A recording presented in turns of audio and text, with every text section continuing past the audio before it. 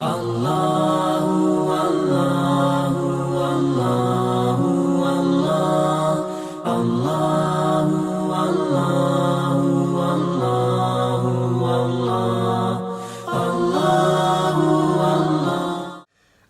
علیکم ورحمۃ اللہ وبرکاتہ۔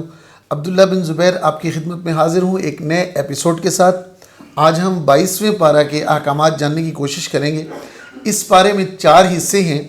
پہلا حصہ سورہ احزاب، دوسرا حصہ سورہ سبا مکمل موجود ہے، اور تیسرا حصہ سورہ فاطر، اور چوتھا حصہ سورہ یاسین سورہ یاسین کا ابتدائی حصہ سورہ احزاب کا جو بقیہ حصہ اس میں موجود ہے، اس میں 4 باتیں ہیں۔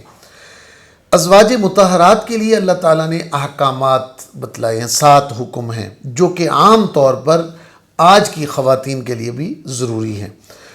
پہلے نمبر پہ کہ نزاکت کے ساتھ بات نہیں کرنی۔ جب نرمی سے بات کی جائے تو سامع کے دل میں کوئی نہ کوئی نرمی کا گوشہ آ جاتا ہے، اس خاتون کے متعلق کوئی پہلو آ جاتا ہے، انسان سوچنے لگ جاتا ہے، اس لیے نزاکت سے بات نہیں کرنی۔ دوسرے نمبر پہ گھر سے بلا ضرورت نہیں نکلنا۔ آج کل کے دور میں جب ہر خاتون چھوٹی چھوٹی ضرورت کے لیے باہر نکلتی ہے تو بہتر ہے کہ وہ ضرورت اگر مردوں کے ذریعے سے پوری ہو سکتی ہے تو انہی کے ذریعے سے اس کو پورا کیا جائے۔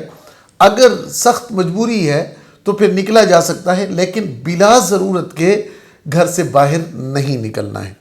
تیسرے نمبر پہ اللہ تعالیٰ نے ازواج مطہرات کو حکم دیا کہ زمانہ جاہلیت کی خواتین کی طرح، یا نساء النبی لستن کاحد من النساء ان اتقیتن فلا تخضعن بالقول فیطمع الذی فی قلبہ مرض وقلن قولا معروفا، کہ آپ نے زمانے جاہلیت کی خواتین کی طرح باہر نہیں نکلنا ہے، اور اپنی زینت کو چھپانا ہے اور ستر کی حفاظت کرنی ہے۔ چوتھے نمبر پر نمازوں کی پابندی۔ آج ازواج مطہرات کو حکم دیا جا رہا ہے کہ نمازوں کی پابندی کریں، اور آج کہا جاتا ہے کہ ہمیں جی نماز پڑھنے کی ضرورت نہیں ہے، دل میں صفائی ہونی چاہیے۔ ایسا نہیں ہے۔ 5ویں نمبر پر زکوٰۃ کی ادائیگی کا حکم ازواج مطہرات کو دیا گیا، عام مسلمان کے لیے بھی ہے۔ اور 6 نمبر پر اللہ اور اس کے رسول کی اطاعت کرنا، اور 7ویں نمبر پر قرآنی آیات کی تلاوت اور احادیث کا مذاکرہ۔ جہاں تک زکوٰۃ کی بات ہے تو یہ مرد پر لازم نہیں ہے کہ وہ اپنی بیوی کی زکوٰۃ ادا کرے۔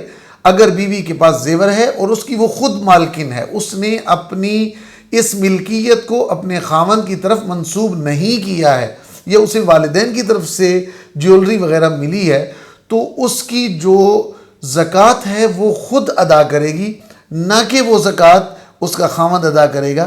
اگر وہ خاوند ادا کرتا ہے تو اس کا استحسان ہوگا، یہ عورت پر اس کا استحقاق نہیں ہے۔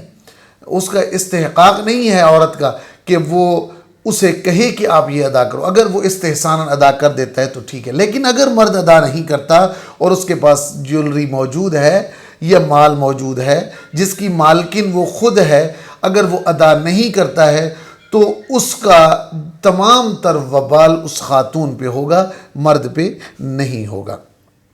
اسی طرح اللہ تعالیٰ نے اس صورت میں حضرت زید بن حارثہ اور آپ کی پھوپھی ذات بہن حضرت زینب کے درمیان نباہ نہیں ہو سکا، تو ان کے درمیان کی جو جدائی ہوئی اس نکاح کا ذکر بھی ہے اور ان کی جدائی کا ذکر بھی ہے، اور اللہ تعالیٰ نے یہ بھی بتلایا ہے کہ وہ منہ بولا بیٹا تھا، اور منہ بولا بیٹا جیسے پچھلے سپارے میں تھوڑا سا اس متعلق گفتگو ہوئی تھی، اور بعد میں انہی حضرت زینب سے رسول اللہ صلی اللہ علیہ وسلم نے نکاح کیا، اور اللہ تعالیٰ نے یہ فیصلہ فرمایا کہ یہ زید آپ کا منہ بولا بیٹا ہے، حقیقی بیٹا نہیں ہے، کیونکہ بہو کے ساتھ نکاح نہیں ہو سکتا تو یہ آپ کی بہو نہیں ہے، آپ کا حقیقی بیٹا ہی نہیں ہے تو وہ آپ کی حقیقی بہو کیسے ہوگی۔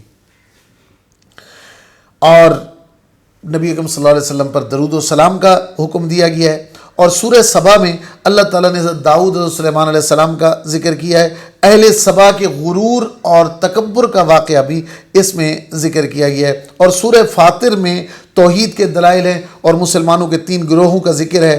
وہ مسلمان جن کے گناہ زیادہ ہوں، اور وہ مسلمان جن کی نیکیاں اور گناہ برابر ہوں، اور وہ مسلمان جن کی نیکیاں زیادہ ہوں۔ اسی طرح سورہ یاسین کے ابتدائی حصے میں بھی دو باتیں ہیں، رسالت کی بات ہے اور قریش مکہ کی مذمت ہے، اور یاسین کے اگلے حصہ میں کیا ذکر ہے یہ انشاءاللہ ہم 23ویں پارہ میں پڑھیں گے۔ آج کے لیے بس اتنا ہی، انشاءاللہ نیکسٹ ایپیسوڈ میں ملتے ہیں نئے احکامات کے ساتھ۔ اپنا خیال رکھیے گا، دعاؤں میں یاد رکھیے گا۔ اللہ نگہبان۔